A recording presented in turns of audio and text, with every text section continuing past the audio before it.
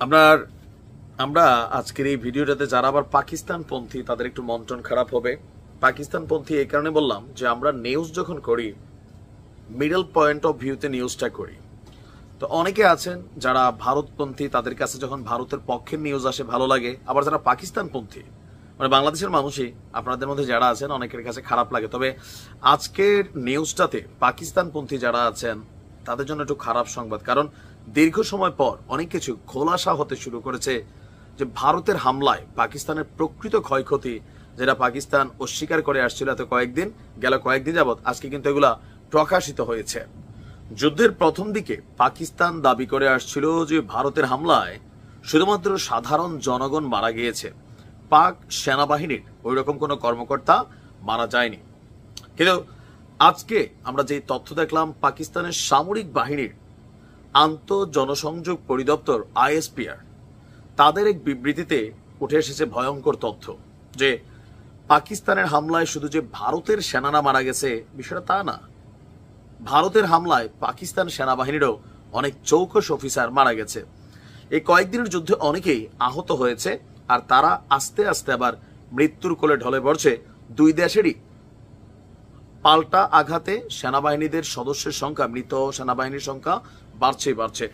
ভারতের সঙ্গে পাকিস্তানের সাম্প্রতিক সামরিক সংঘাতে পাকিস্তানের নিরাপত্তা রক্ষায় নিহত সেনা সদস্যের সংখ্যা এই মুহূর্তে আমরা দেখছি পাকিস্তান বলছে 13 জন। পাকিস্তানের ISPR বক্তব্য, গত 6 এবং 7 মে রাতে ভারতীয় সশস্ত্র বাহিনী বিনা উস্কানিতে পাকিস্তানের ভূখণ্ডে যে হামলা চালিয়েছিল সেই হামলার লক্ষ্য ছিল নারী, শিশু, বৃদ্ধ সহ নিরপরাধ বেসামরিক নাগরিক। ওই সময় ভারতীয় বাহিনী পাকিস্তানের 6টি স্থানে বিনা উস্কানিতে আপনার হামলা চালায়। মাতৃভূমির প্রতি অপরিসীম সাহস এবং দৃঢ় সংকল্প নিয়ে দেশ রক্ষায় পাকিস্তানের সেনারা নিজেদের প্রাণ দিয়েছেন। প্রতিদিন গড়ে 2-1 জন করে মরতে আজকে সহ আপনার টোটাল নিহত সেনা সদস্যের সংখ্যা 13তে দাঁড়িয়েছে। এবং আরো চাঞ্চল্যকর তথ্য হচ্ছে, পাকিস্তানের সামরিক বাহিনীর জনসংযোগ শাখা বলছে এই সামরিক সংঘাতের সময় পাকিস্তান সেনাবাহিনীর অন্তত 78 জন সদস্য আহত হয়েছেন, আর এই সদস্যরা দেশের নিরাপত্তা রক্ষার দায়িত্বকালে আহত হয়েছেন। বর্তমানে তারা পাকিস্তানের সামরিক বাহিনীর হাসপাতালে চিকিৎসাধীন আছেন। ভারতের হামলায় পাকিস্তানে নারী, শিশু সহ 40 জন বেসামরিক নাগরিকও নিহত হয়েছে, আর এছাড়া 121 জন বেসামরিক নাগরিক আহত হয়েছে। চিকিৎসাধীন অবস্থায় মারা যাওয়া সেনাদের পরিমাণ আস্তে আস্তে বাড়ছে। আরো কয়েকজনের অবস্থাও আশঙ্কাজনক বলে বলছে পাকিস্তানের সশস্ত্র বাহিনী। বিবৃতিতে বলা হয়েছে যে এই মহান আত্মত্যাগ সেনাদের সাহসিকতা, দায়িত্ববোধ, অটুট দেশপ্রেমের চিরন্তন প্রতীক হয়ে থাকবে এবং তাদের এই ত্যাগ জাতির সম্মিলিত স্মৃতিতে চিরস্থায়ী ভবিষ্যৎ প্রজন্মের জন্য অনুপ্রেরণার অংশ হয়ে থাকবে।